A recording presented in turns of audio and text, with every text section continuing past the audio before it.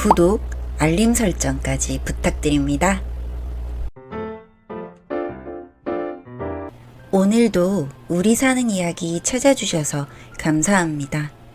사연자분이 보내주신 이야기 시작해볼게요.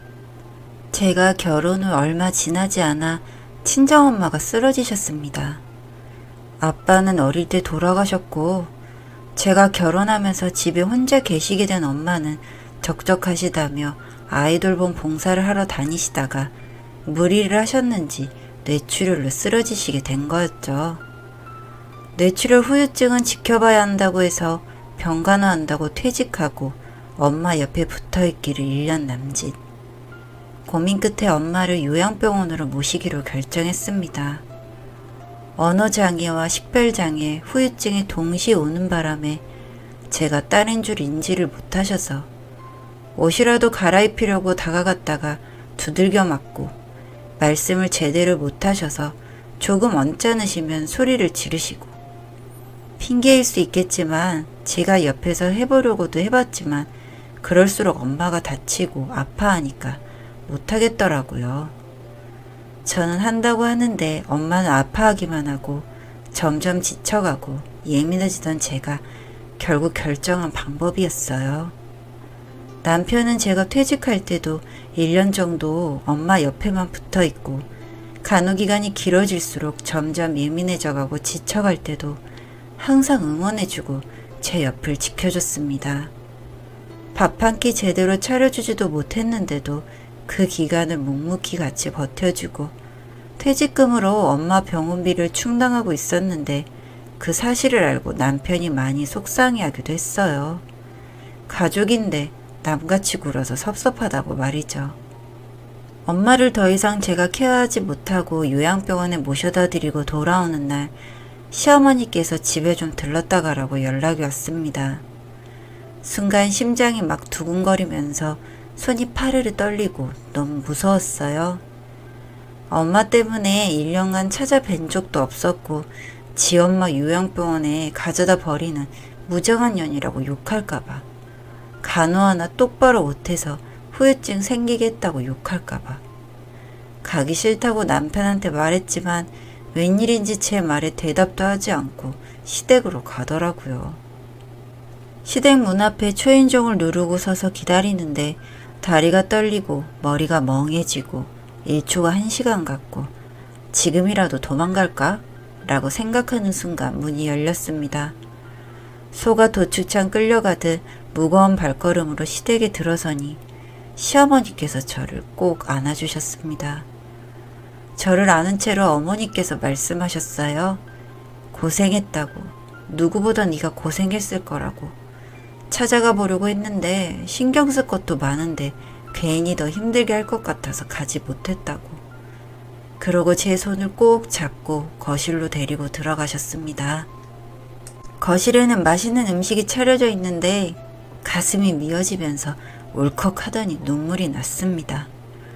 엄마 버리고 와서 이걸 먹어도 되는 건가 싶고 뭐 잘한 년이 온다고 이런 걸 준비하셨나 하는 생각도 들고요. 뚝뚝 떨어지는 눈물을 흘리며 가만히 서 있는데 잡고 있던 제 손을 어머니께서 토닥이시며 제 탓이 아니라고, 충분히 최선을 다했다고, 찾아뵙지 않을 것도 아니고 자주 가서 얼굴 뵙고 맛있는 것도 사드리고 하면 되는 것을 너무 나쁘게만 생각하지 말라고 하시며 저를 위로해 주셨습니다. 그 말을 듣고 저는 주저앉아서 펑펑 울었어요. 아마 위로의 말이 필요했는지도 몰라요. 그럴 수도 있는 거라고 이해해주는 사람이 있기를 바랬는지도 모르겠습니다. 그날 시댁에서 하룻밤을 보내고 집으로 돌아와 후유증 치료에 대해 공부도 하기 시작했고 시부모님 건강에 대해 신경 쓰기 시작했습니다. 엄마 아프고 난 후 처음 맞이하는 명절, 병간호 때문에 찾아뵙지도 못했고 시어머니와 형님 두 분께서 준비하시느라 힘드셨을 거라 그날은 저 혼자 하루 먼저 시댁에 갔습니다. 시어머님과 조금 여유롭게 장도 보고 뭐하러 일찍 왔냐고 하시면서도 내심 기분 좋아 보이는 시아버지. 저녁엔 시아버지께서 사주시는 고기까지 먹고 음식재료 준비하고 다음날 오랜만에 형님을 뵈었습니다. 음식 준비를 하며 저희 엄마는 어떠신지, 간호는 어쩌고 여기 와 있는 건지 요즘 저의 근황에 대해 이것저것 많이 물으시더군요. 오랜만에 만났으니 그러려니 했습니다. 시댁 식구들이 다 모이고 친척들도 오랜만에 보는 저에게 궁금한 게 많았는지 이것저것 물으시려고 했지만 시어머니께서 대신 얼버무리시며 대답하시고 시아버지께서도 대놓고 편은 들지 않으셨지만 한마디씩 어머니 말씀을 거두시면서 불편한 티를 내시니 더 이상 질문하지 않으시더라고요. 명절 당일날 아침을 준비하며 주방에 있는데 형님이 다가와서 저에게 작은 목소리로 말씀하셨습니다. 동서는 이제 친정 갈 곳도 없으니까 마무리 동서한테 맡기고 난 좀 일찍 가도 되지? 우리 친정은 여기서 좀 멀잖아. 하시면서 말이죠. 심장에 바늘이 쿡 하고 찌르는 것 같이 아파오는데 저는 갈 곳이 없는 건 사실이지만 이렇게 말해야 하나 하는 생각이 들면서 사람이 참 이렇게까지 미울 수 있나 싶더라고요. 식사 후 정리를 하는데 형님께서 눈치를 살살 보시더라고요. 얘기 꺼낼 타이밍을 찾으시는 것처럼. 설거지는 잔뜩 쌓여가고 밥상이가 슬슬 정리되어 갈 때쯤 후다닥 조카들 옷을 입히고 형님께서 아주버님께 눈치를 주니 겉옷을 챙겨 입으시더라고요. 반찬을 정리하고 있는데 형님께서 막 달려오시더니 반찬통을 내려놓고 제 손에 형님 겉옷과 가방을 쥐어주시는 거예요. 그러더니 시어머님 들으시라고 아주 큰 소리로 말씀하셨습니다. 어머, 동서, 나 벌써 가라고? 설거지가 저렇게 쌓였는데 혼자 다 할 수 있겠어? 어머, 우리 집 멀다고 배려해주는 거야? 이 소리를 들으시고는 시어머니께서 주방으로 오셨습니다. 시어머니께서 오신 걸 곁눈질로 확인한 형님은 제 손에 얹혀있는 겉옷과 가방을 집어들고는 미안해서 어째, 그래도 이렇게 배려해줘서 너무 고마워 하시며 주방을 나섰고 서 계시는 시어머님과 소파에 앉아 계시는 시아버지께 형님은 간단히 인사드린 후 가버리셨습니다. 제가 일은 할 수 있어요. 할 수는 있는데 말을 꼭 저렇게 해야 직성이 풀리는 걸까요? 남의 아픈 데를 왜 그렇게 찌르는 건지 이해할 수 없었습니다. 막상 정리 다 하고 마지막까지 시댁에 남아있으니까 기분이 이상하더라고요. 그냥 뭔가 말로는 표현하기 힘든 쓸쓸함이라고 해야 하나? 시어머니께서 싸주신 명절 음식 봉투를 만지작거리며 서 있으니 남편이 이제 우리도 가자며 겉옷을 챙겨 입더군요. 그래, 우리도 집에나 가자 하며 봉투를 들고 인사드리려는데 시어머니께서 겉옷을 입고 나오셨습니다. 시아버지께서는 이미 알고 계시는 외출이신 듯 어디 가냐고 묻지도 않으셨고 저희 가는 길에 어디 데려다 드려야 하나 보다 하고 어머님과 함께 차에 올라탔습니다. 차 안에서 시어머니 핸드폰이 울렸고 전화를 받으셨는데 통화 소리가 워낙 커서 듣고 싶지 않았는데 들렸고 들리지 않은 척 하고 싶었는데 눈물이 쏟아졌습니다. 전화를 건 사람은 어제 저녁에 시댁에 들렀던 사촌분이었어요. 작은 며느리가 지 엄마 병원에 갖다 버렸다며? 알고 있었어, 형님? 또박또박 한 글자 한 글자 명확하게 들리는 목소리. 운전하던 남편도 그 소리에 놀라 차를 멈춰 세웠고 저는 그저 옆에서 눈물만 흘리고 있었습니다. 시어머니께서는 누가 그딴 소리를 했냐고 화를 내시며 소리치셨고 돌아오는 대답은 큰 며느리한테 들었다는 말. 작은 며느리가 생긴 거랑 다르게 아주 독하다는 대답. 예상 못한 반응은 아니었지만 실제로 겪고 나니 정말 마음이 많이 아프고 내가 많이 죄인이구나 싶고 이 상황을 그저 피하고만 싶었습니다. 시어머니께서는 그냥 집을 돌아가시겠다고 하시며 차에서 내려 택시를 타고 집으로 가셨고 저는 아무 말도 하지 않고 그저 울며 집으로 돌아왔습니다. 형님께 전화해서 따지고 싶었습니다. 왜 그러셨는지, 왜 남의 얘기를 막 하고 다니셨는지, 그런 얘기하면서 상처받을 사람은 생각도 안 하셨냐고 말이죠. 그저 내 업보거니, 내 잘못이거니 하며 침대에 누워 잠이 들었습니다. 자다 깨어보니 한밤중이었고 남편은 소파에 앉아 TV를 보고 있더군요. 제가 일어나서 나오자 핸드폰을 꺼내어 자랑하듯 내미는 남편. 그 화면 안에는 저희 엄마가 있었습니다. 제가 자는 동안 엄마에게 다녀왔다고 하는데 또 눈물이 나더라고요. 참, 못난 나는 내 기분만 생각하고 이러고 있는데 이 사람은 우리 엄마까지 챙기고 왔구나 하는 생각에 고맙고 미안해서 엄마 사진을 보며 한참 울었어요. 엄마 병원도 더 좋은 곳이 있나 틈틈이 알아보고 후유증 관련해서 공부도 하고 그러다 보니 자연스레 건강에 신경도 쓰게 되고 저희 거 영양제 사면 시부모님 거 챙기고 건강검진 무조건 때에 맞춰서 같이 가서 체크하고 가정용 혈압기 사다 놓고 혈당 체크하시는 거 사다 놓고 매일은 아니지만 일주일에 한 번 이상은 꼭 전화드려서 혈압 측정은 하셨는지 당 체크 하셨는지 물어보는 게 제 일이 됐죠. 시아버지 생신을 앞두고 형님께 메시지가 와 있더라고요.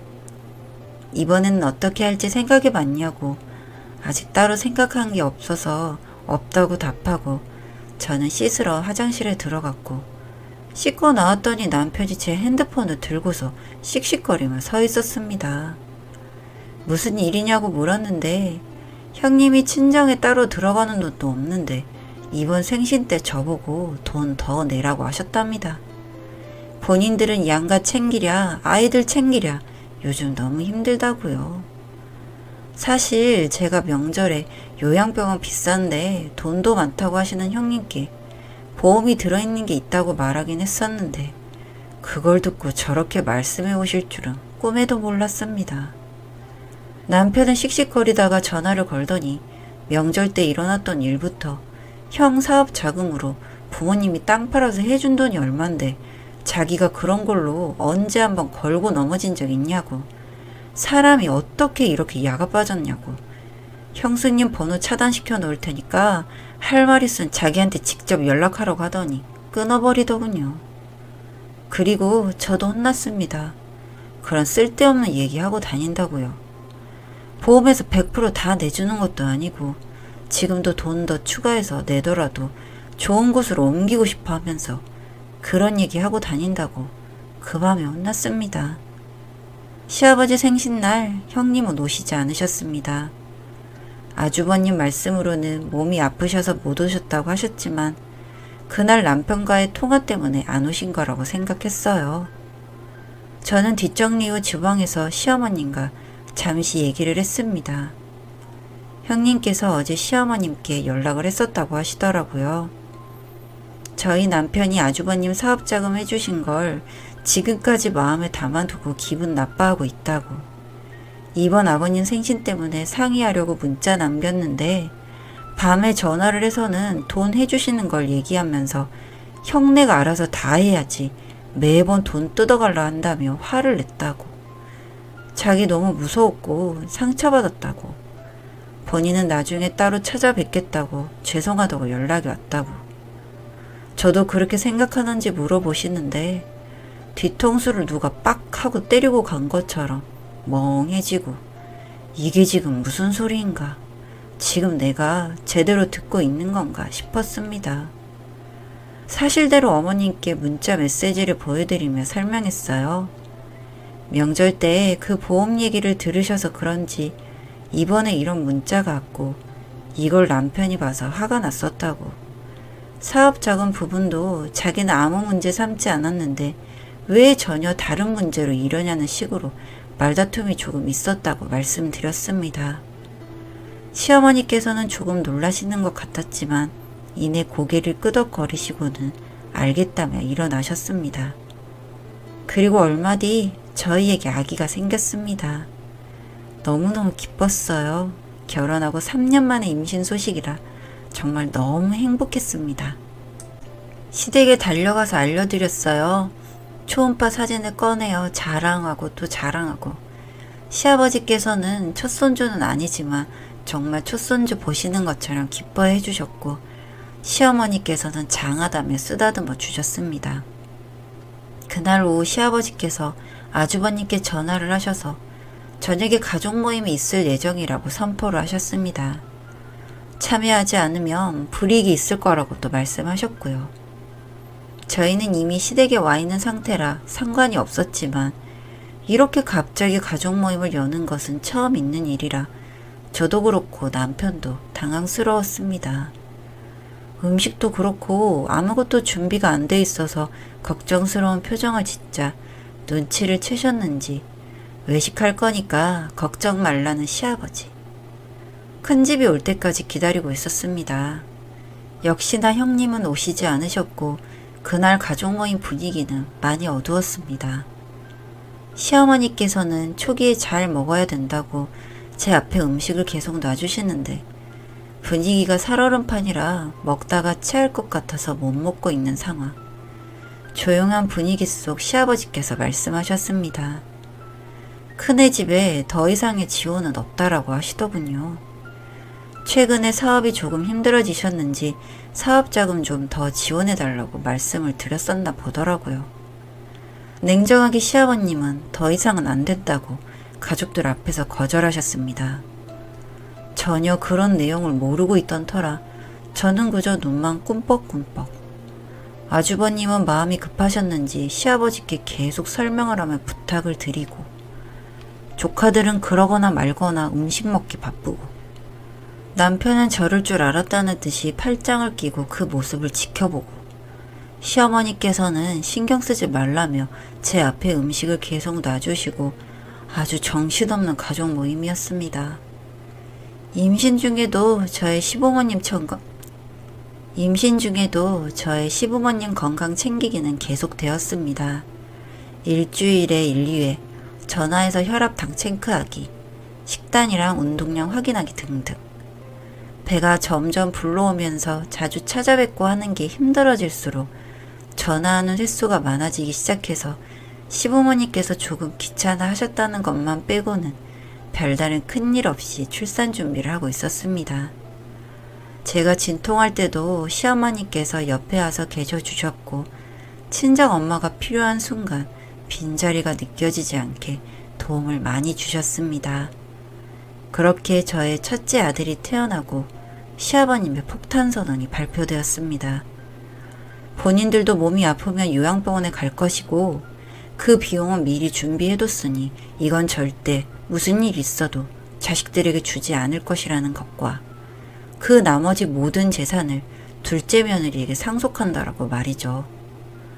이 말을 들은 형님은 그간 가족 모임에 참석하지 않았던 일들은 잊으신 것인지 시댁에 바로 달려와 따져 묻기 시작했습니다. 남은 재산이 얼만데 그걸 다 둘째 아들도 아니고 며느리한테 주시는 거예요? 저는 며느리 아니에요? 큰아들 지금 사업 휘청휘청 하는데 도움 좀 달라고 할 때는 안 된다고 칼같이 거절하시고, 그 후에 제가 찾아와서 그렇게 부탁할 때는 쳐다보지도 않으시고 돈도 없다고 하시더니 이제 와서 무슨 소리 하시는 거예요, 정말? 어쩜 이러실 수가 있으세요? 라며 악에 받쳐 소리치시는 형님. 집이 쩌렁쩌렁 울릴 정도로 큰 소리로 얘기했지만 그 어떤 누구도 대답하지 않고 듣고만 있는 상황. 옆에 가만히 앉아 계시던 아주버님도 한마디 하셨습니다. 이해가 되지 않는다고.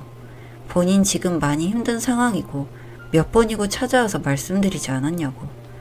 조금만 더 도와달라고 그렇게 말씀드렸고 엊그제도 와서 그렇게 부탁드렸을 때 거절하지 않으셨냐고 하시면서 말이죠. 끝까지 듣고만 계시던 시아버지께서 말씀하셨습니다. 작은 며느리 1년 동안 고생하며 병원에만 있을 때, 너희 사업 잘 되고 있을 때 그때 집에 한번 찾아와서 고맙다고 인사한 적 있느냐? 하다못해 동생한테 전화해서 밥은 챙겨 먹는지 물어본 적 있냐? 라고 묻자 아주버님은 대답을 못 하시더군요. 그런 아주버님을 힐끗 쳐다보시고는 형님을 향해 말씀하셨습니다. 고생하다 돌아온 손 아랫사람 보자마자 돈 많아서 부모 요양병원 보냈다고 말이나 하고, 뒤에서 행여 말 나올까 다들 조용히 있는데 사촌들 불러 모아서 윗사람이라는 게 독해서 부모 요양병원 보냈다느니 그런 소리 나고 있고, 어쩌면 사람이 그럴 수가 있어? 라고 말씀하시자 아주머니께서 놀라시더군요. 그러고는 표정이 굳어진 상태로 형님을 끌고 집 밖으로 나가셨습니다. 무뎌졌을 거라 생각했는데 저 말은 언제 들어도 마음이 미어지는 말이네요. 착잡한 표정으로 앉아있는데 시아버지께서 저에게 말씀하셨습니다. 절대 내가 주는 땅 남편에게도 주지 말아라. 나는 바로 네 명의로 바꿔줄 거니까 저놈도 믿지 말고 꼭 네가 가지고 있어야 한다. 라고 말이죠. 그 말을 들은 남편은 조도 안 갖는다고 아들을 안고서 방으로 들어가 버렸고, 시어머니께서는 큰애들은 또 돈 급해지면 또 찾아올 거다. 항상 그래왔거든. 쟤들이 연락 올 때는 지들이 아쉬울 때뿐이었어, 항상. 그러니 너무 걱정하지 말아라. 그리고 이제 너에게 돈을 다 준 거나 마찬가지니까 아마도 그 돈 받으려고 큰 집 전화를 네가 받아야 할지도 모르겠다. 그럴 땐 시아버지한테 이른다고 하고 끊어버려라. 라고 코칭해 주셨습니다. 시어머니 말처럼 요즘 저는 형님 연락 때문에 못 살 지경이고요. 전에 남편이 번호 차단시켜놨었는데 번호를 바꿔가지고 연락하더라고요. 전화를 받지 않으니 문자를 보내더군요. 정말 혼자 다 가질 거냐고. 같은 며느리로 같이 고생하는데 혼자 다 가져가는 건 말이 안 되지 않냐면서요. 차단하지 않고 그냥 보고 있습니다. 언제쯤 지칠지 궁금하기도 하고 끝까지 뭐라고 하나 궁금하기도 해서요. 아주버님께서는 형님이 그런 얘기 한 줄 몰랐다고 죄송하다는 연락 이후 따로 저에게 연락은 없으시고요. 형님께서만 잊을만 하면 계속 문자를 보내고 계십니다. 저는 아들과 남편과 함께 엄마 만나러 가는 길이에요. 얼른 엄마 후유증이 나아져서 사람을 알아볼 수만 있었으면 좋겠습니다. 저희 아들 꼭 엄마 기억 속에 한 번이라도 남겨보고 싶거든요. 세상에 저를 이해해주는 사람이 제 주변에 3명이나 있어서 저는 이 힘든 일을 잘 극복할 수 있었던 것 같습니다. 그러고 보면 저는 참 행복한 사람이죠. 너무 미안하고 항상 고맙습니다. 사연은 여기까지였고요. 우리 사는 이야기 시청해 주셔서 감사합니다.